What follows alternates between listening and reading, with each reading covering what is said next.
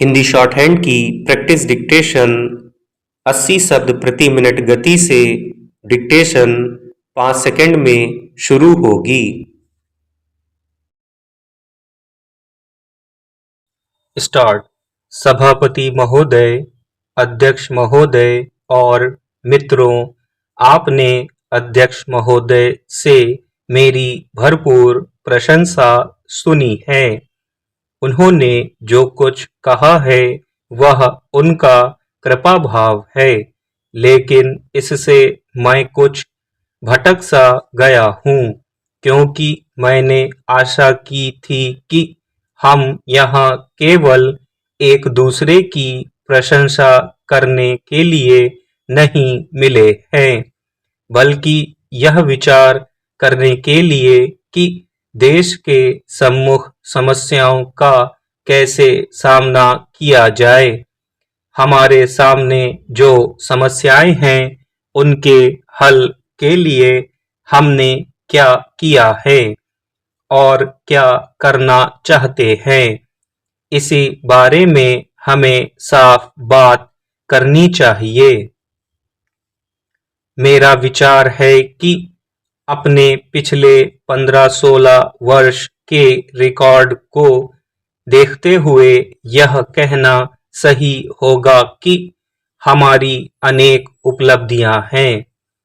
Asia में अपने पड़ोसी देशों से तुलना करते हुए अपनी सफलताओं के कारण हम सबसे अलग हैं। दूसरे देशों में अनेक परिवर्तन, राज्य विप्लव, फौजी तानाशाही और इसी प्रकार की घटनाएं हुई हैं, लेकिन कभी-कभी एक दूसरे पर चिल्लाने के बावजूद भी हम शांतिपूर्वक और संविधान के अनुसार आगे बढ़ते जा रहे हैं। यह जीने का शायद घिसा-पिटा तरीका अनुभव हो, लेकिन ऐसा करना कोई साधारण उपलब्धि नहीं है। जो भी हो, जब कोई बाहरी व्यक्ति भारत और आसपास के देशों को देखता है तो केवल इसी तथ्य से प्रभावित होता है। हमें याद रखना चाहिए कि हम जिस लोकतंत्र का दावा करते हैं, जिस पर चलते हैं, अधिकांश देशों में उसका विकास नहीं हुआ है।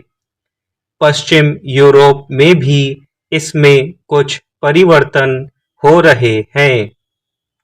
हमने जिस लोकतंत्र की स्थापना की थी वह अधिकतर ब्रिटिश और अशांत अमेरिकी ढंग से लिया गया था। अमेरिकी संघीय ढांचे से हमें कुछ विचार मिले, लेकिन हमने जिस संसदीय शासन प्रणाली को अपनाया है वह अनिवार्यतः ब्रिटिश है। यह कल्पना करना कि यह स्वतः ही सही चीज थी ठीक नहीं है, क्योंकि अनेक देशों में यह सफल नहीं हुआ है और कोई नहीं जानता कि दूसरे देशों में भविष्य में इसका क्या होगा। भारत में मेरा विचार है कि हम लगभग सफल हुए हैं। मैं ऐसा करने का दुस्साहस नहीं कर सकता कि हम हमेशा सफल होंगे, लेकिन अब तक सफल हुए हैं और हमने काफी मजबूत नींव रखी है। संसदीय लोकतंत्र अनिवार्यतः कानून और रूढ़ियों या परंपराओं पर आधारित है। संविधान के कानून से भी अधिक यह रूढ़ियों और लोगों के व्यवहार पर आधारित है। सभापति महोदय, वे लोग जो संविधान के अधीन काम करते हैं ढंग से व्यवहार ना करें तो अच्छे से अच्छा संविधान भी असफल हो सकता है, जैसा कि और जगहों में हुआ है।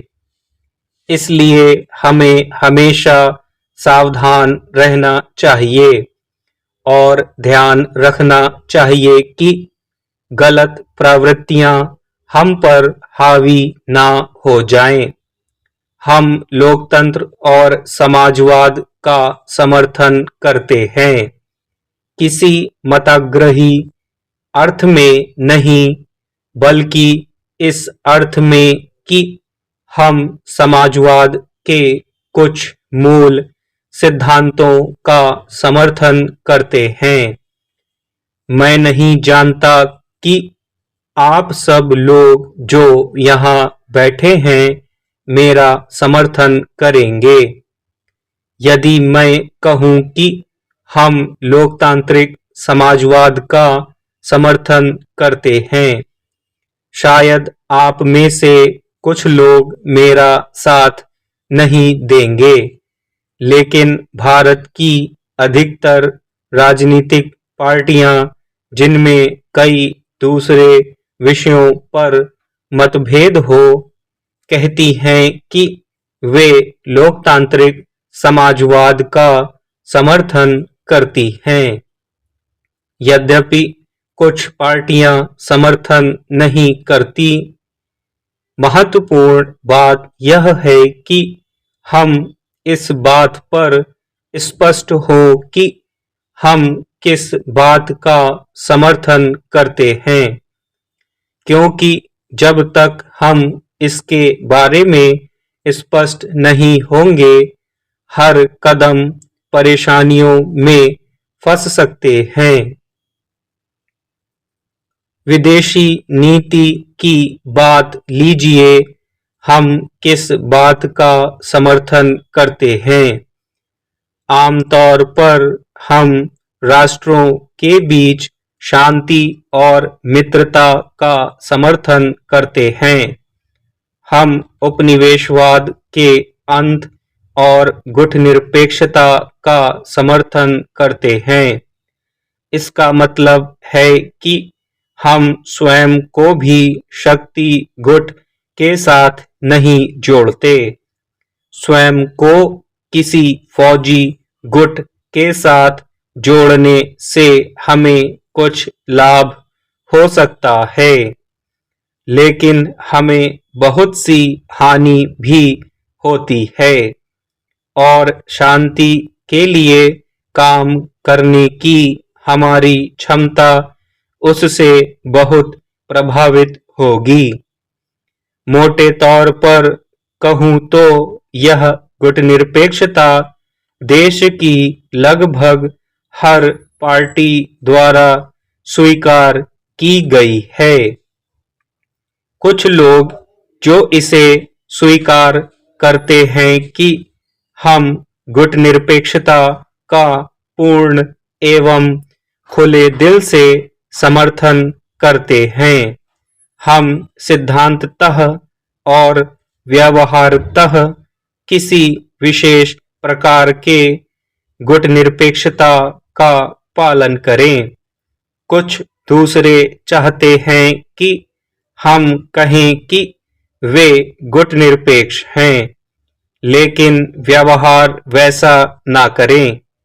इसके अतिरिक्त कुछ ऐसी घटनाएं घटती हैं जो हम पर बहुत दबाव डालती हैं और हमें विलक्षण ढंग से कुछ न कुछ करने पर मजबूर करती हैं। यह सब समस्याएं हाल ही में उठी हैं, जैसा कि आप सब जानते हैं। हम असाधारण रूप से क्रांतिकारी मौलिक अर्थ में अत्यधिक संघर्षमय क्रांतिकारी युग में रहते हैं। स्टॉप।